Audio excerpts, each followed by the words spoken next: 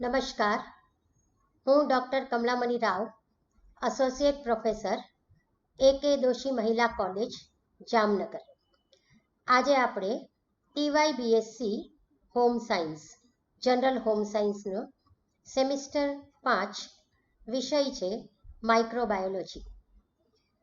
આ વિષયમાં unit 1માં માઇક્રોબાયોલોજીનો scope આર્થિક, ઔદ્યોગિક અને મેડિકલ ક્ષેત્રે શું છે તેના વિશે ચર્ચા કરીશું.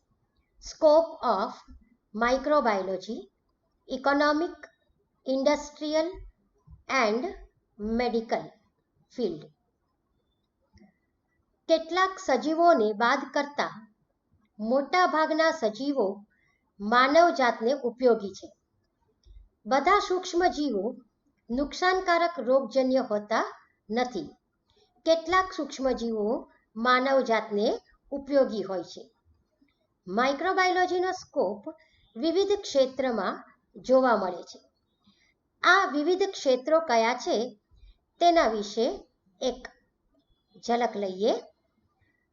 આ ક્ષેત્રો છે આધુનિક બાયોટેકનોલોજી અને જેનેટિક એન્જિનિયરિંગ. વ્યાપક જ્ઞાન દ્વારા સૂક્ષ્મજીવોનો ઉપયોગ વિવિધ રીતે માનવ કલ્યાણ અર્થે કરવામાં આવે છે. 19મી સદીમાં મેડિકલ માઇક્રોબાયોલોજીની સિદ્ધિઓએ ઇમ્યુનોલોજીના વિકાસમાં ફાળો આપ્યો હતો.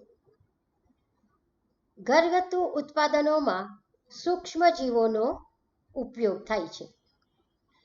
ઔદ્યોગિક ઉત્પાદનોમાં સૂક્ષ્મજીવોનો ઉપયોગ હોય છે. સીવેજ ટ્રીટમેન્ટ અને સૂક્ષ્મજીવો તેમાં ઉપયોગી બને છે. બાયોગેસ ઉત્પાદન અને સૂક્ષ્મજીવોનો પણ ઉપયોગ હોય છે. જૈવિક નિયંત્રણમાં સૂક્ષ્મજીવો અને જૈવિક ખાતરમાં સૂક્ષ્મજીવો ઉપયોગી નીવડે છે. તો આ પ્રકારના વિવિધ ક્ષેત્રોમાં માઇક્રોબાયોલોજીનો સ્કોપ આપણે જોઈ શકીએ છીએ. અને આપણે ટૂંકમાં કહીએ તો બાયોટેકનોલોજીના ક્ષેત્રમાં, જેનેટિક એન્જિનિયરિંગના ક્ષેત્રમાં, મેડિકલ માઇક્રોબાયોલોજીના ક્ષેત્રમાં, ઘરગથ્થુ ઉત્પાદનોમાં, ઔદ્યોગિક ઉત્પાદનોમાં, સીવેજ ટ્રીટમેન્ટમાં, બાયોગેસ ઉત્પાદનમાં, જૈવિક નિયંત્રણમાં અને જૈવિક ખાતર બનાવવામાં સૂક્ષ્મજીવો જે ઉપયોગી હોય છે. હવે આપણે વિગતવાર એક એક તબક્કાઓ લઈએ. કયા કયા ક્ષેત્રોની અંદર સૂક્ષ્મજીવો ઉપયોગી બને છે. ઘરગથ્થુ ઉત્પાદનોમાં સૂક્ષ્મજીવો. આપણા રોજિંદા આહારમાં લેવાતા કેટલાક ખાદ્ય પદાર્થો સૂક્ષ્મજીવો દ્વારા થયેલી પ્રક્રિયાના લીધે હોય છે. ઉદાહરણ તરીકે, દૂધમાંથી દહીં બનવાની પ્રક્રિયામાં લેક્ટોબેસિલસ બેક્ટેરિયાનો ઉપયોગ થાય છે. આ પ્રક્રિયા દરમિયાન દૂધમાં લેક્ટોબેસિલસ બેક્ટેરિયા એટલે કે LAB દ્વારા ઉત્પન્ન થયેલા અમલો એટલે કે એસિડ્સ કેટલાક દૂધને જમાવે છે અને દૂધના કેટલાક પ્રોટીનને અંશતઃ પચાવે છે. લેક્ટોબેસિલસ બેક્ટેરિયા B12ની ગુણવત્તામાં પણ વધારો કરે છે. B12 એટલે કે સાયનોકોબાલ અમાઇન. આવા LAB આપણી હોજરીના નુકસાનકારક બેક્ટેરિયાથી આપણને બચાવે છે. ઉદાહરણ તરીકે, આથો લાવેલી કેટલીક બનાવટો, ઘરગથ્થુ બનાવટો જેવી કે ઇડલી, ઢોસા વગેરે આ બધા બનાવવામાં ઉપયોગી નીવડે છે. આ ઉપરાંત ચીઝ પણ આ રીતે બનાવવામાં આવતું એમાં આધુનિકરણ પ્રોડક્ટ છે. તેમાં આધુનિકરણ કરી ચિકાશ, સુગંધ, સ્વાદ બદલવામાં આવે છે. દાખલા તરીકે ચીઝનો એક પ્રકાર છે. રોક્વી ફોર્ટ ચીઝ માટે તેના પર ફૂગનું સંવર્ધન કરવામાં આવે છે. અથાણું એ ખાટા ફળ અને શાકભાજી લેક્ટિક એસિડની આથવણ ક્રિયાનું જ પરિણામ છે. હવે આપણે જોઈએ ઔદ્યોગિક ઉત્પાદનોમાં સૂક્ષ્મ જીવો. ઘણા બધા સૂક્ષ્મ જીવો ઔદ્યોગિક ક્ષેત્રે ઉપયોગી છે. દાખલા તરીકે પીણા, એન્ટીબાયોટિક્સ, કાર્બોનિક એસિડ્સ, આલ્કોહોલ, ઉત્સેચકો, પ્રોટીન, ઔદ્યોગિક રસાયણો, સ્ટેરોઇડ્સ, રસીઓ, એમિનો એસિડ્સ, ઊર્જા ઈંધણ વગેરે. ઔદ્યોગિક ક્ષેત્રે ઉપયોગી સૂક્ષ્મજીવોને મોટા વાસણોમાં ઉછેરવામાં આવે છે. સૈકાઓથી આ પદ્ધતિથી દારૂ, બિયર, વિસ્કી, બ્રાન્ડી અથવા રમ જેવા પીણા અને બ્રેડ સેક્રોમાઇસિસ સેરેવિસી નામની યીસ્ટની મદદથી મોટા પાયે ઉત્પાદન કરવામાં આવે છે. આ પ્રકારની યીસ્ટ બ્રેવર્સ યીસ્ટ તરીકે ઓળખાય છે. તેની મદદથી અનાજ અને ફળોના રસમાંથી ઇથેનોલનું ઉત્પાદન થાય છે. મિથેનોજેનિક બેક્ટેરિયા દ્વારા મિથેનનું ઉત્પાદન પણ ઊર્જા સ્ત્રોતનો પર્યાય છે. હાઇડ્રોજન પણ ઊર્જા બળતણ છે. પ્રકાશ સંશ્લેષિત સૂક્ષ્મજીવો હાઇડ્રોજન પેદા કરે છે, જેઓ સૌર ઊર્જાનું રાસાયણિક ઊર્જામાં રૂપાંતરિત કરવા શક્તિમાન હોય છે. આ ઊર્જાને સંગ્રહી શકાશે. હવે આપણે મેડિકલ ક્ષેત્રે જોઈએ. 20મી સદીની વિશિષ્ટ શોધમાં એન્ટીબાયોટિક્સ દવાઓ, જે એક પ્રકારના રસાયણો છે, તેનો સમાવેશ થાય છે. પેનિસિલિયમ નોટેટમ દ્વારા પેનિસિલિન મેળવવામાં આવેલું.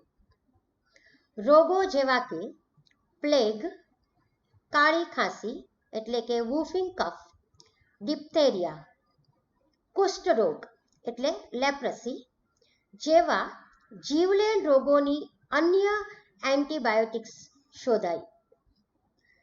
જેનેટિક એન્જિનિયરિંગથી સુધારેલ સ્ટ્રેપ્ટોકોકસ બેક્ટેરિયાની જાત દ્વારા સ્ટ્રેપ્ટોકાઇનેઝનો ઉપયોગ લોહીની નળીઓમાં ગંઠાતા રુધિરને અટકાવવામાં થાય છે.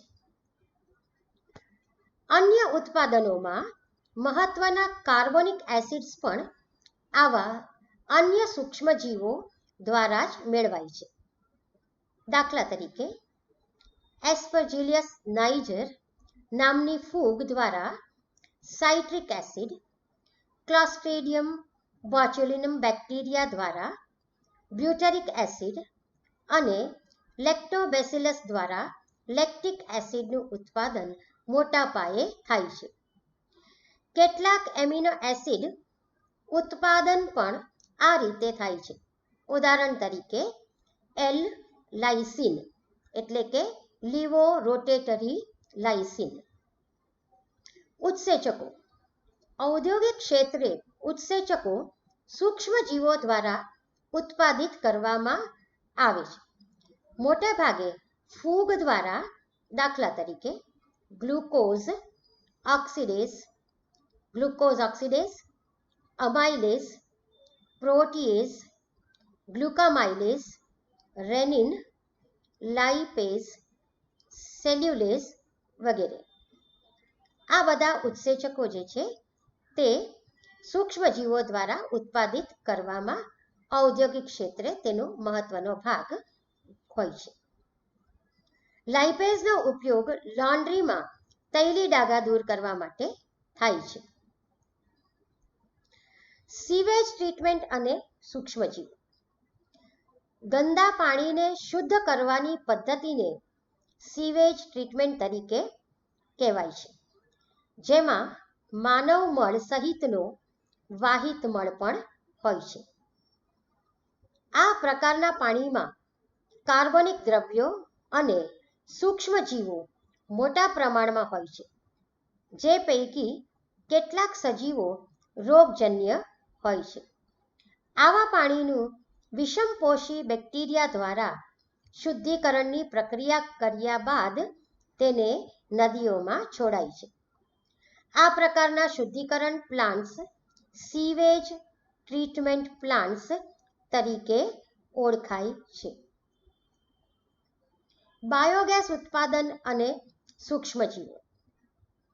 બાયોગેસ વાયુઓનું મિશ્રણ છે જે બળતણ ઉર્જામાં વાપરી શકાય છે. આવા પ્લાન્ટ્સ મળ કે કહોવાટવાળા દ્રવ્ય માધ્યમમાં બેક્ટેરિયા વૃદ્ધિ પામે છે. તેઓની અજારક શ્વસન જેવી ચયાપચયની પ્રક્રિયાના લીધે બાયોગેસના મિશ્રિત વાયુ પેદા થાય છે. વાયુઓના પ્રકારનો આધાર બેક્ટેરિયા અને એકત્રિત દ્રવ્યના પ્રકાર પર આધારિત હોય છે. જે બેક્ટેરિયા સેલ્યુલોઝવાળા દ્રવ્ય પર પ્રક્રિયા કરે તો મોટા જથ્થામાં મિથેન વાયુ પેદા થાય છે. આ સાથે કાર્બન ડાયોક્સાઇડ અને હાઇડ્રોજન વાયુ પણ હોય છે. આ પ્રકારના બેક્ટેરિયા સમૂહને મિથેનોજેન્સ કહે છે. જૈવિક નિયંત્રણમાં સૂક્ષ્મજીવો. ખેત ઉદ્યોગ ક્ષેત્રે પાકને નુકસાન કરતા ઉપદ્રવકારકો જેને પેસ્ટ તરીકે ઓળખવામાં આવે છે, જેમાં કીટકો, ફૂગ, બેક્ટેરિયા મુખ્ય છે. તેના નિયંત્રણ માટે જંતુનાશક એટલે કે ઇન્સેક્ટિસાઇડ્સ, પેસ્ટિસાઇડ્સ અને ફંજીસાઇડ્સ ઉપલબ્ધ છે. વધારાના નિંદામણને દૂર કરવા માટે વેડીસાઇડ્સ ઉપલબ્ધ છે. દાખલા તરીકે કપાસ અને ફળાઉ વૃક્ષોને નુકસાનકારક જીવાતોનું નિયંત્રણ કરવા માટે બેસિલસ થોરેન્જેનેસિસ બેક્ટેરિયાનો ઉપયોગી બને છે. શાકભાજી, ફળ, ધાન્ય પાકોમાં સૂત્રકૃમિઓ દ્વારા રોગ પેદા થાય છે. તેના નિયંત્રણ માટે પણ વાયરસ, ફૂગ, બેક્ટેરિયા દ્વારા તૈયાર કરેલી બાયોનોમેટિસાઇડ્સ ઉપયોગી પુરવાર થાય છે. દાખલા તરીકે સુડોમોનાસ દ્વારા તૈયાર કરેલ દવા ક્વાન્ટમ 4000 નો ઉપયોગ ધાન્ય પાક અને શાકભાજીના રોગમાં અસરકારક હોય છે. જૈવિક ખાતરમાં સૂક્ષ્મજીવો.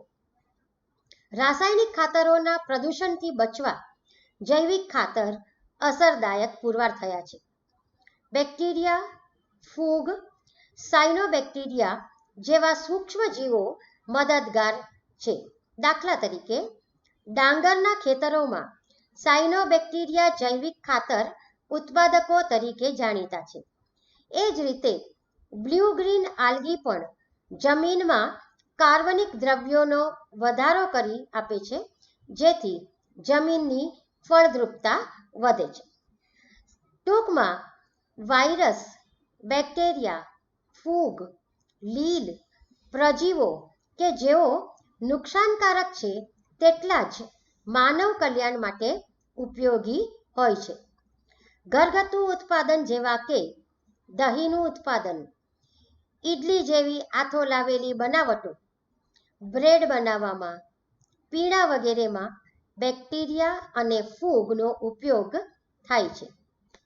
વિવિધ પ્રકારની ફાર્માસ્યુટિકલ ઉત્પાદનો જેવા કે એન્ટીબાયોટિક્સ, કાર્બનિક એસિડ્સ, આલ્કોહોલ, ઉત્સેચકો, પ્રોટીન, સ્ટેરોઇડ્સ સૂક્ષ્મ સજીવોની પ્રક્રિયાનું પરિણામ છે. ઉર્જા ઇંધણ, સીવેજ ટ્રીટમેન્ટ અને બાયોગેસ પ્લાન્ટ્સ આવા સૂક્ષ્મજીવોને આભારી છે. ખેતી ક્ષેત્રે પણ જૈવિક ખાતરો ખૂબ મહત્વના હોય છે. આભાર.